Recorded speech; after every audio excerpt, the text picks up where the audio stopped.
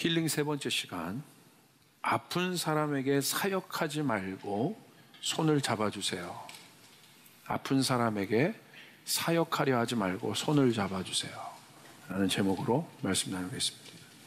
우리는 여기서 좀 질문할 필요가 있어요. 우리는 그 예수를 믿고 있는, 우리가 그 이 신앙의 본질, 예수 그리스도를 우리가 믿고 있잖아요. 예수에 대한 고백이 우리 가운데 있지 않습니까?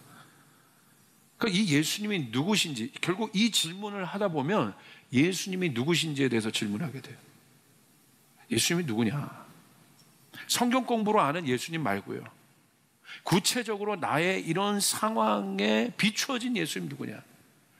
그 예수가 오늘 나와 무슨 관계가 있느냐?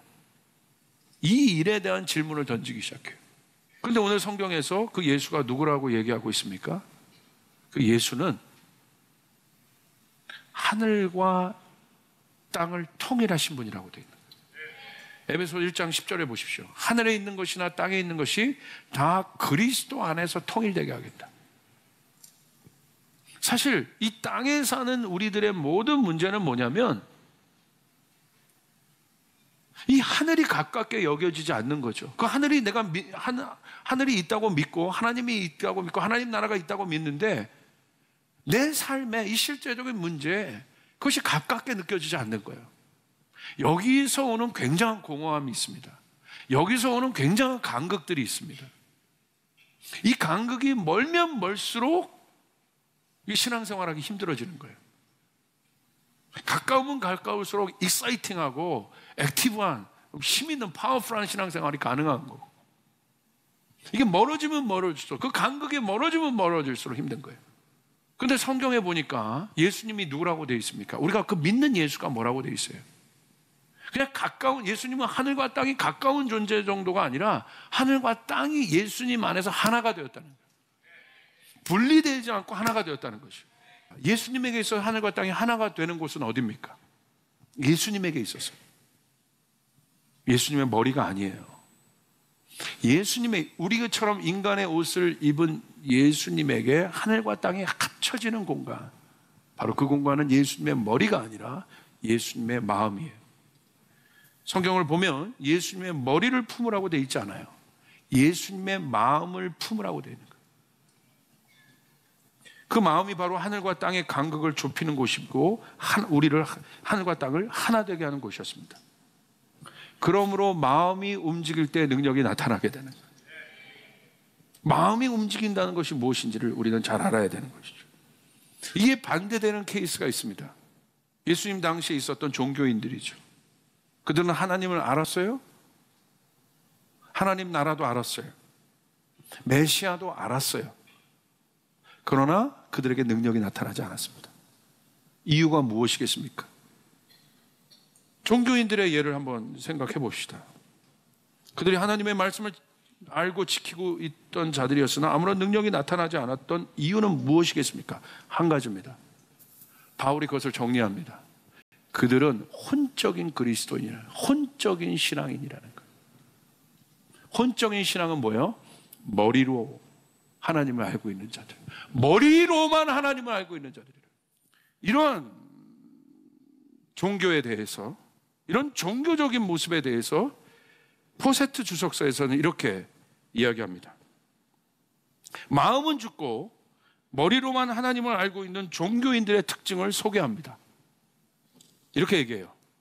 다른 사람들과 전혀 다르고 지혜롭고 독자적인 교리를 가진, 즉 더 거룩한 것처럼 스스로 독립하여 오만하다. 이런 혼적인 사람들의 특징은 무엇이냐면 더 거룩한 것처럼 자신을 분리시킵니다.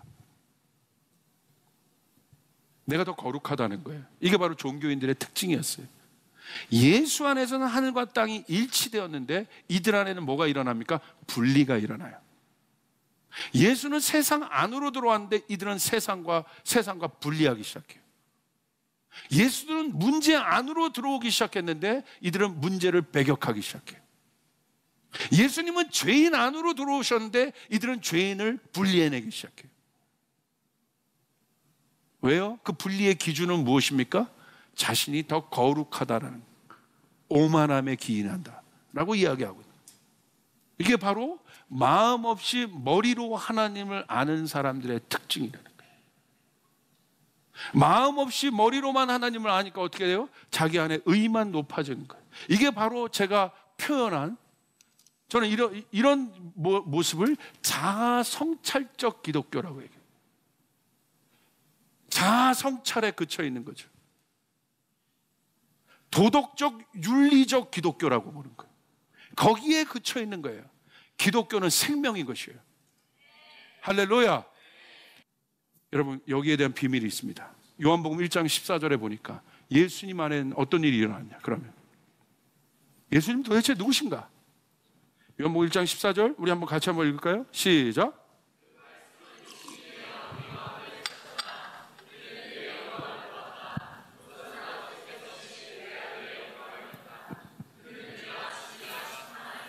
그 당시 종교인들과 다른 예수님의 능력은 그렇다면 어디에서 오는 것일까요?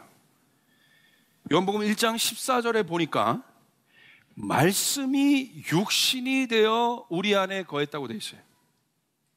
이게 비밀입니다. 자, 하나님의 말씀은 무엇입니까? 여러분들 하나님의 말씀을 가지고 계십니다. 하나님은 보이지 않아요. 그런데 우리는 하나님의 존재를 어떻게 알까요? 말씀에 기록되어 있으므로. 할렐루야. 이 말씀이 없고 구전되어 우리가 하나님을 아는 게 아니에요. 하나님이 누구신지 친히 기록하셨어요. 우리는 이 말씀을 믿습니다. 우리는 이 성경을 믿습니다. 우리의 믿음의 토대는 이 말씀 위에 있습니다. 우리는 추상적으로 필 받아서 하나님의 존재를 아는 게 아니라 내 감정과 상관없이 말씀에 기록된 대로 하나님을 믿고 있는 것이에요. 그러므로 우리는 이 말씀을 하나님이라고 여기고 있는 것이에요. 할렐루야. 그래서 우리가 권위를 드리는 거예요. 이 말씀에. 그래서 말씀에는 권위가 있는 거예요. 그런데 보십시오. 이 말씀이 곧 하나님인데 이 말씀이 육신이 되었다고 되어 있어요.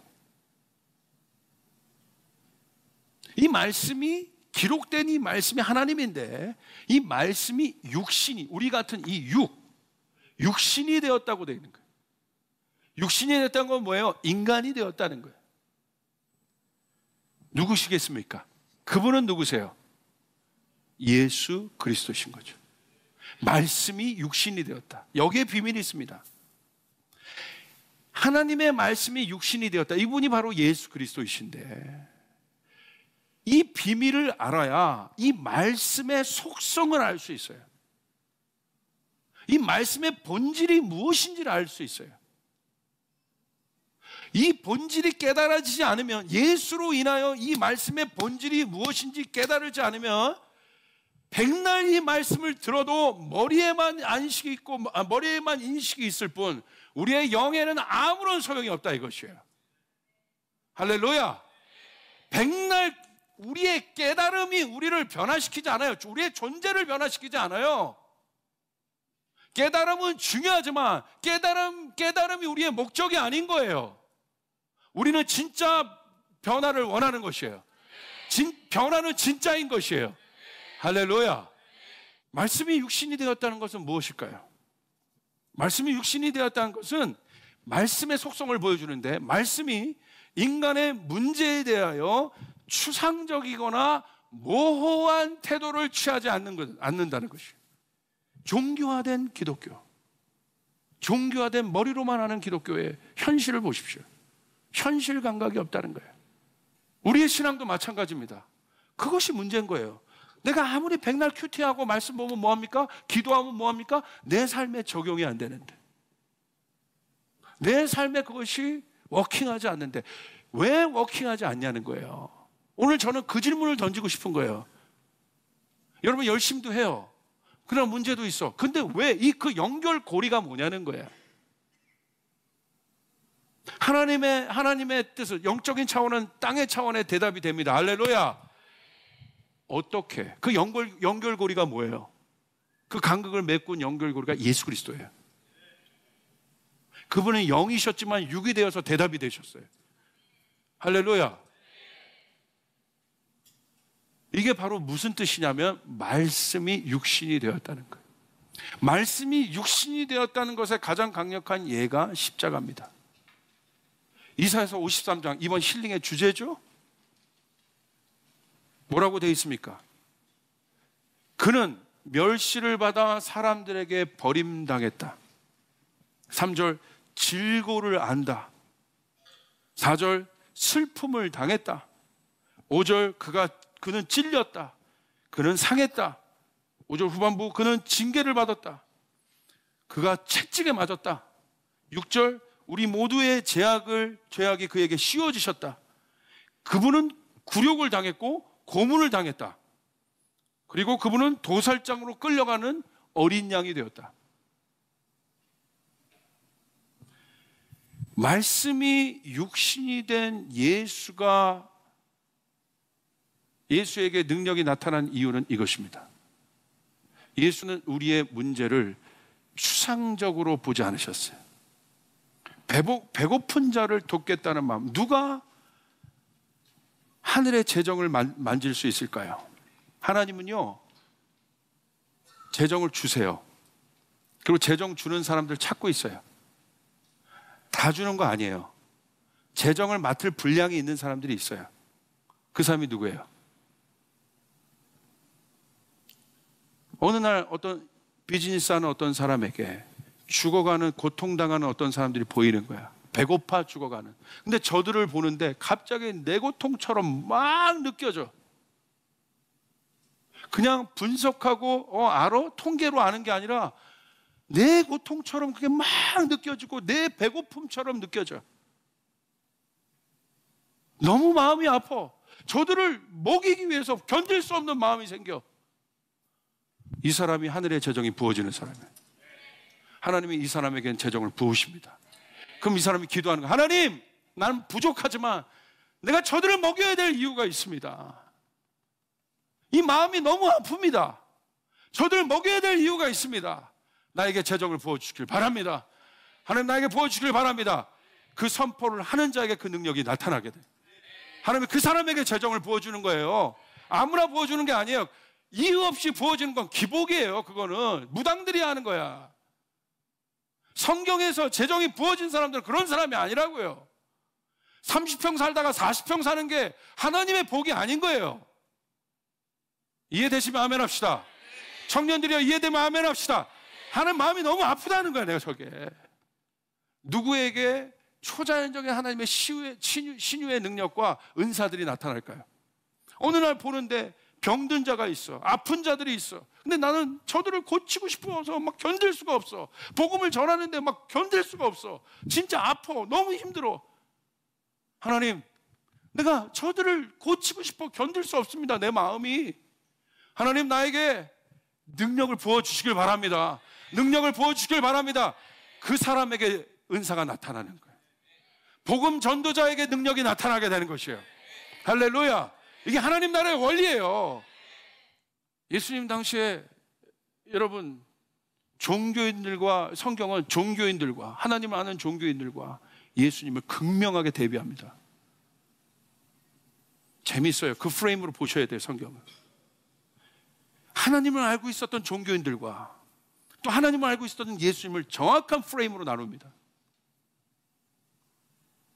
어디에 생명이 있습니까? 머리입니까? 가슴입니까? 우리의 오늘날, 우리가 하나님을 알지만 우리에게 능력이 나타나지 않는 이유는 무엇입니까? 말씀이 육신이 되지 않았기 때문에, 고통을 아는데 추상적으로 알기 때문에, 모호하게 알기 때문에, 동영상으로 알기 때문에, 들은 걸로 알기 때문에. 여러분, 고통은요, 그런 문제가 아니에요. 고통은 실제예요. 고통은 현실이에요. 오늘 복음은 추상적이지 않아요. 오늘 하나님의 말씀은 추상적이지 않아요. 말씀이 육신이 되어 우리 안에 거했다. 할렐루야! 할렐루야! 미래를 보십시오. 미래는요, 이미 AI가 나와서 인간의 지식을 능가했습니다. 지식을 능가했다는 건 인간의 기능을 능가했습니다. 이미 이겼어요. 어떻게 여러분 인간이 만들어 놓은 테크놀로지를 어떻게 인간이 이길 수 있겠습니까? 지금 이길 수 없는 세상이 벌써 됐어요. 뭐 연산은 말할 것도 없고 뭐 말할 것도 없고, 단순 연산에서부터 모든 앞으로의 어떤 것까지 미래는 그렇게 돼 있어요. 잘 알으셔야 돼요. 우리 청년들이요, 여러분이 살아갈 미래에 대해서 잘 아셔야 돼요.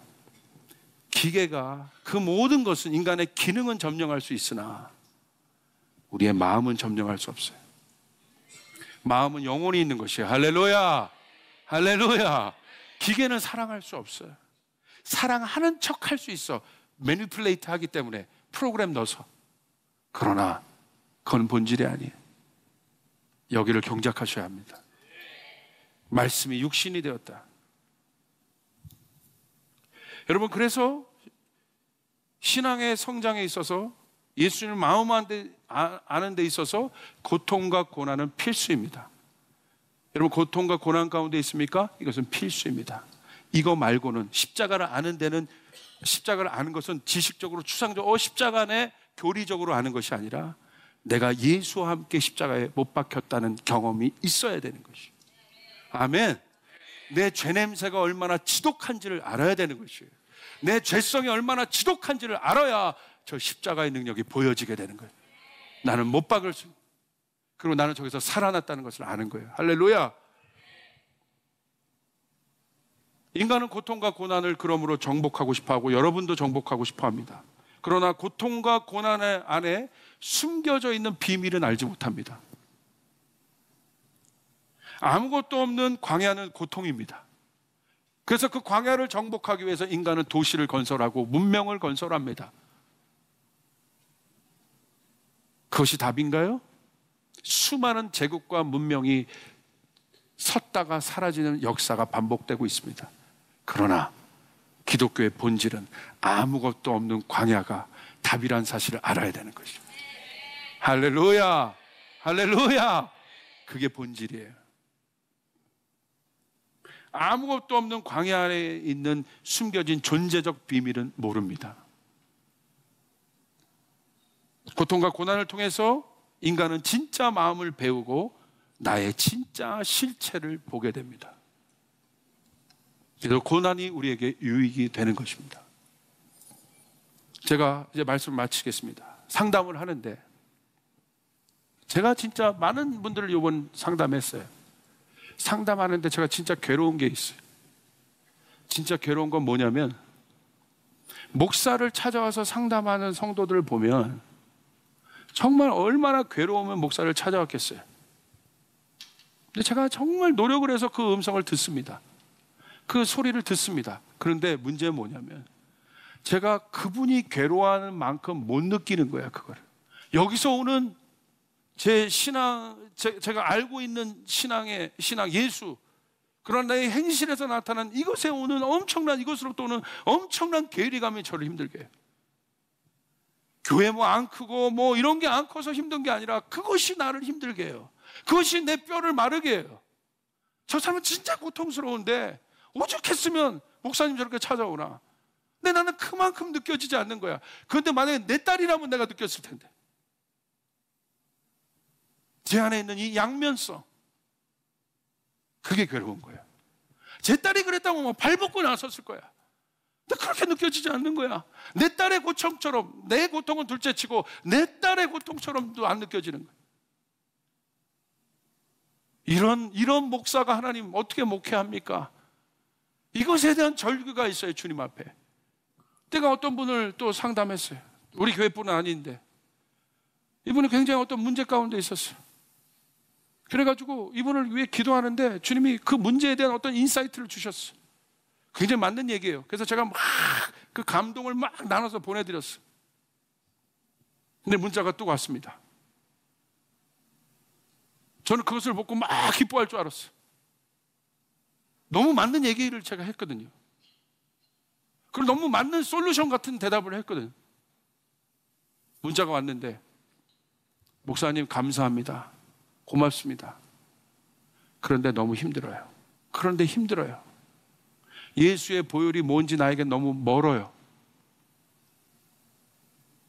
제가요, 뒤통수를 한 대 맞은 것 같았어요. 그 자리에서 제가 회개했어요. 말씀이 육신이 된다는 것이 무엇인지를 깨닫기 시작했어요. 그래서 제가 그냥 힘드시죠? 어려우시죠? 그냥 위로하고 격려하고 정말 중심을 다해서 그분의 마음을 세워드리려고 하는 문자를 보냈어요. 힘내십시오. 사도행전 3장에 보시면 베드로가 날 때부터 걷지 못했던 성전 미문에 있는 거린을 일으키는 장면이 나옵니다. 강력한 치유의 장면입니다.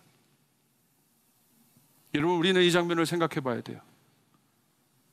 이 사람은 날 때부터 걷지 못했던 자였어요. 구걸을 하며 사는 자였어요. 이 사람의 삶을 생각해 보세요. 고통입니다. 고난입니다. 아픔입니다. 방법이 없습니다. 그러니까 구걸하여 살아요.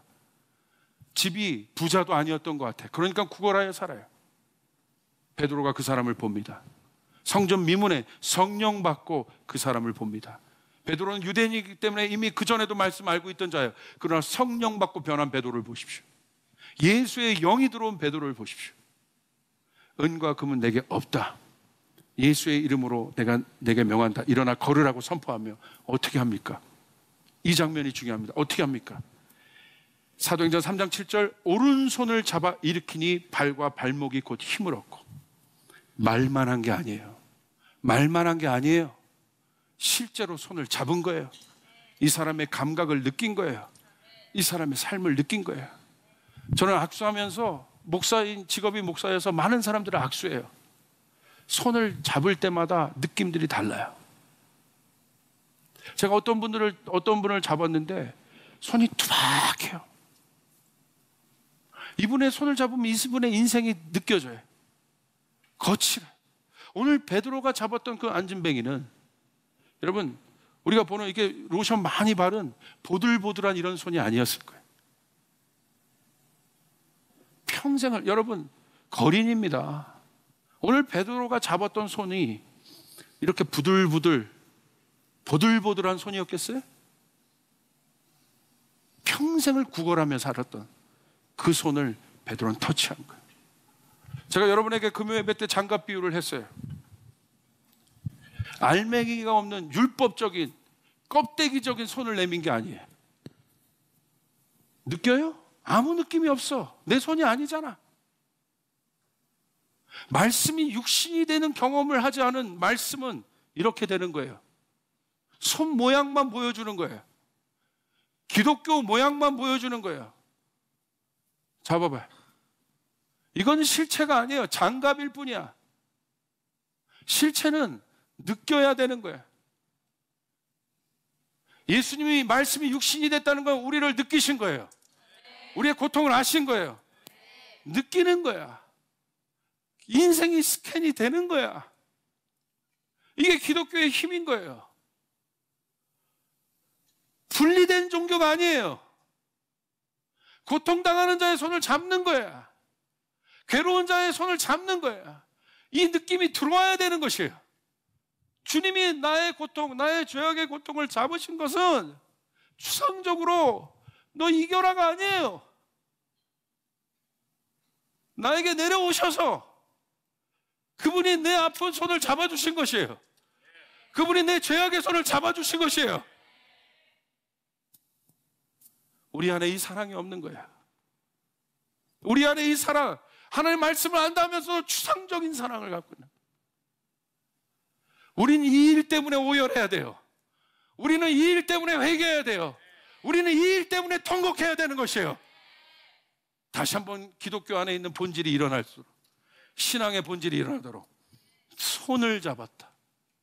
터치하신 거예요. 말이 아닙니다. 손 잡아주시길 바랍니다. 100마디 말보다 진심을 담아서 손을 잡아주시길 바랍니다. 옆에 있어 주시길 바래요. 여러분, 선교는 그러므로 추상적인 것이 아니에요. 선교가 뭔지 모르겠으면 동영상이라도 보세요. 난민이 뭔지 보세요. 다큐멘터리라도 보세요. 죽어가는 자가 어떻게 죽어가는지 젊은이들이요, 보세요. 그게 느껴지지 않거든 서울대학병원 소아암병동으로 가보세요. 그곳의 공기를 맡아요. 여러분의 삶에 불만이 있거든 그 안으로 들어가세요. 암병동 안으로 들어가 보세요. 외국인 근로자들이 있는 데로 들어가 보세요. 그들의 공기를 맡으세요. 홍대 밤 늦은 거리로 나가보세요. 술 먹고 주정하는 클럽, 여러분 새벽 1, 2시에 홍대로 나가보세요. 그 공기를 맡으세요. 여러분, 이런 확장이 일어나야 되는 거예요. 진짜 확장이 일어나야 되는 것이에요. 할렐루야. 그럴 때 우리는 살아나게 되는 거예요. 저희 조이풀 교회는 진짜들이 일어나길 바랍니다. 말씀이 육신이 되어 우리 안에 거하심에, 말로만 하는 것이 아니라 손 내밀어 친히 내가 경험하고 느끼고 그 마음으로 일어나야 되는 것입니다. 여러분, 그렇게 다가가시길 바랍니다. 우리 조이풀 교회가 선교하는 데는 제발 우리는 지금도 잘하고 있지만 가르치는 자들이 아니에요. 함께하고 손 내밀고 안고 실제로 그렇게 하는 선교, 예수님이 보여주신 선교, 그렇게 우리가 따라갈 수 있길 바랍니다.